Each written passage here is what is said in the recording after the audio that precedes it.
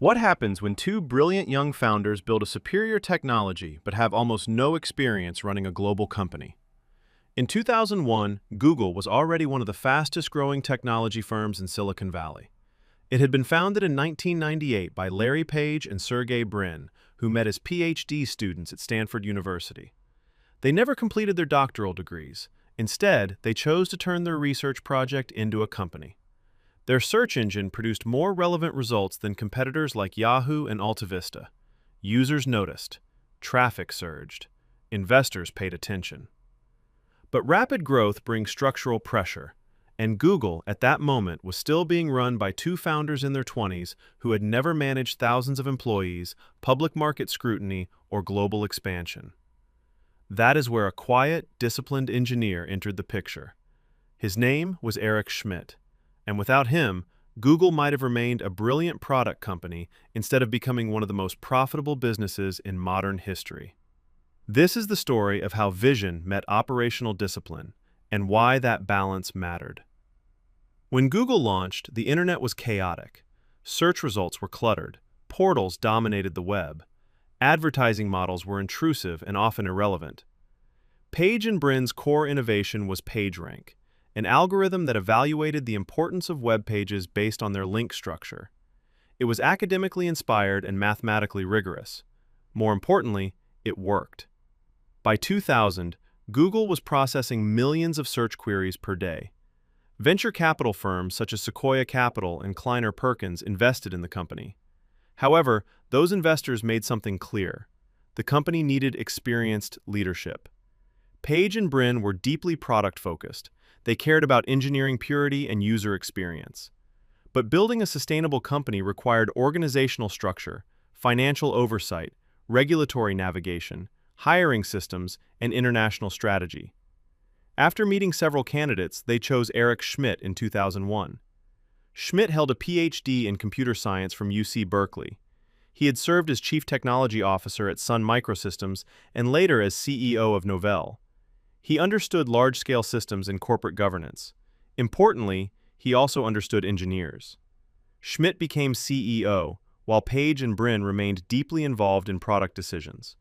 The leadership structure was intentionally collaborative. Schmidt later described it as a triumvirate, a shared leadership model. The tension was obvious. How do you preserve startup innovation while building a disciplined global enterprise? Google's culture was engineering-driven and data-obsessed. Decisions were debated intensely. Hierarchies were minimal. Experimentation was encouraged. But as headcount grew into the thousands, informality alone could not sustain performance. At the same time, Google's business model required refinement. The company had introduced AdWords in 2000, allowing advertisers to place text ads next to search results. Over time, Google refined the auction-based system, combining bid price with ad relevance to determine placement. This approach aligned incentives. Advertisers reached interested users, users saw more relevant ads, and Google generated revenue without cluttering the search experience. Under Schmidt's leadership, the advertising system became highly scalable. Revenue increased rapidly. According to Google's 2004 S-1 filing with the U.S. Securities and Exchange Commission, the majority of the company's revenue already came from advertising prior to its IPO. In 2004, Google went public. The IPO raised approximately $1.67 billion and valued the company at over $20 billion. The offering used a modified Dutch auction format, which the founders explained in their public letter to investors as an attempt to broaden participation and maintain transparency. The public markets introduced new pressure: quarterly expectations, regulatory scrutiny, shareholder accountability. Schmidt's role became increasingly important. He implemented formal management processes, strengthened executive hiring, and ensured compliance structures were in place. At the same time, he allowed Page and Brin to continue driving product innovation. Former executives have noted in interviews that Schmidt often acted as a stabilizing presence in board discussions, translating engineering ambition into operational plans that investors could understand. The balance was delicate. Too much bureaucracy would have slowed innovation. Too little discipline would have jeopardized scale. As advertising revenue grew, Google transformed from a search engine into one of the most profitable advertising platforms in the world. Critics later described the company as an advertising machine. Supporters argue that advertising revenue funded long-term innovation. Both perspectives reflect reality. What matters historically is this: the monetization system worked. It generated the capital necessary to expand into email, mapping, video, and mobile operating systems.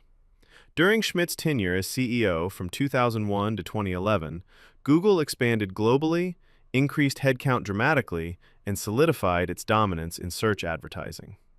In 2011, leadership transitioned again. Larry Page resumed the role of CEO. Eric Schmidt became executive chairman. By that point, Google was no longer a fragile startup. It was a mature, global corporation. The operational scaffolding had been built. Vision could once again take center stage. The story of Eric Schmidt at Google is not about replacing founders. It is about complementing them. Larry Page and Sergey Brin provided technological vision and long-term ambition. Eric Schmidt provided organizational discipline, credibility with investors, and experience managing scale. In interviews, Schmidt has acknowledged that his job was not to override the founders, but to support them while protecting the company from predictable growing pains. The lesson is straightforward. Vision without execution remains theory. Execution without vision becomes bureaucracy. The companies that endure are often built by combinations of contrasting strengths. Google's early success was not just the product of a superior algorithm, it was the result of structured leadership layered onto innovation at exactly the right time. Great ideas launch companies. Operational discipline sustains them. Eric Schmidt did not invent Google's search algorithm. He did not found the company. But he helped transform a research project into a durable, profitable, global enterprise. And that balance between bold vision and structured management remains one of the most important patterns in business history.